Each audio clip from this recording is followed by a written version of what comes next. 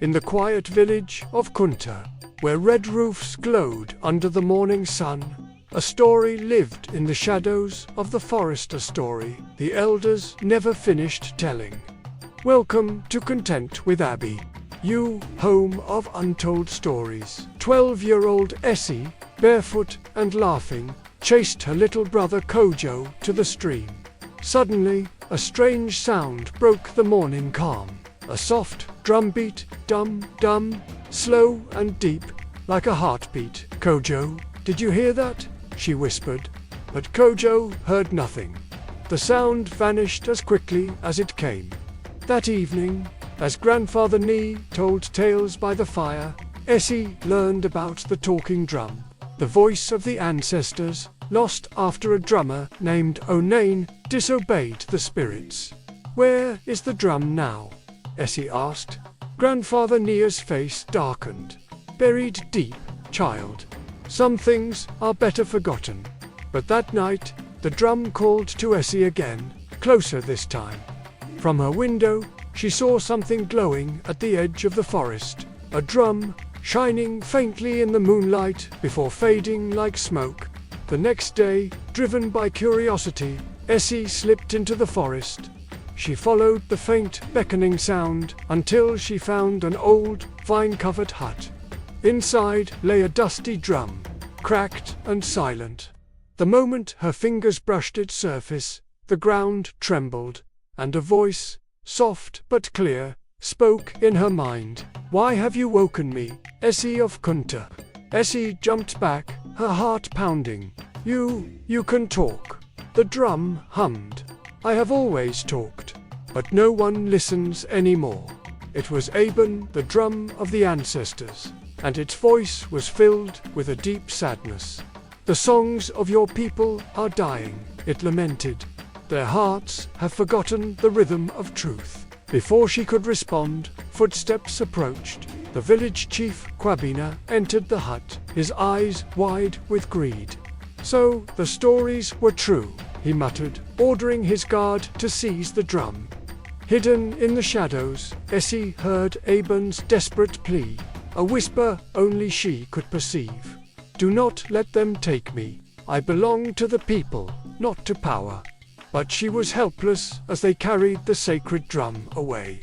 That night, the village fell into chaos. Chickens stopped laying eggs, goats ran wild, and a strange darkness covered the sky. The spirits were awake. Esi knew she had to fix this. Under the cover of darkness, she snuck into the chief's house and found Aben locked away. "How do I stop this?" she whispered. The drum's voice was urgent. "You must return me to the place where your ancestors last danced under the moon. Only then will peace return." Just as she prepared to leave, the chief's guard appeared in the doorway. Esi froze. But before he could raise the alarm, Aben thundered dum-dum. The walls shook, the guard fled, and a dropped lantern set a mat ablaze. Esi grabbed the drum and ran.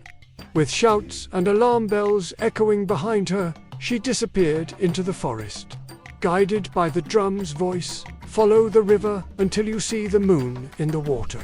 The forest whispered around her as she ran, the drum warm in her arms. The voices were not just the wind, but the spirits of the old ones, watching over her. She finally reached the river, where the moon's reflection shimmered like silver glass. "Now," Aben instructed, "beat me 3 times." Esi struck the drum. Dum-dum. The air trembled, the river flowed backward, and misty figures of ancient dancers rose from the water. One stepped forward, his eyes glowing gold. "Who wakes the lost rhythm?" he asked. It was Onain, the cursed drummer from the stories. He told Esi that to restore peace, she must pass 3 tests. First, she faced shadows of doubt that whispered lies of her weakness. But she stood firm, shouting, "I am not afraid." And they vanished.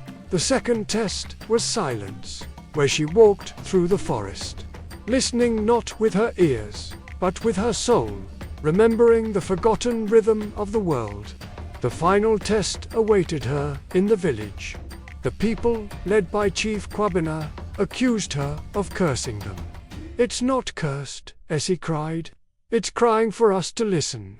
As the chief raised his staff, Aben thundered again, and a voice echoed from the sky, speaking of forgotten songs and lost unity. The people fell silent, their fear turning to awe. But the journey wasn't over. Aben revealed one last step. It had to be returned to its birthplace, the mysterious Hill of Echoes.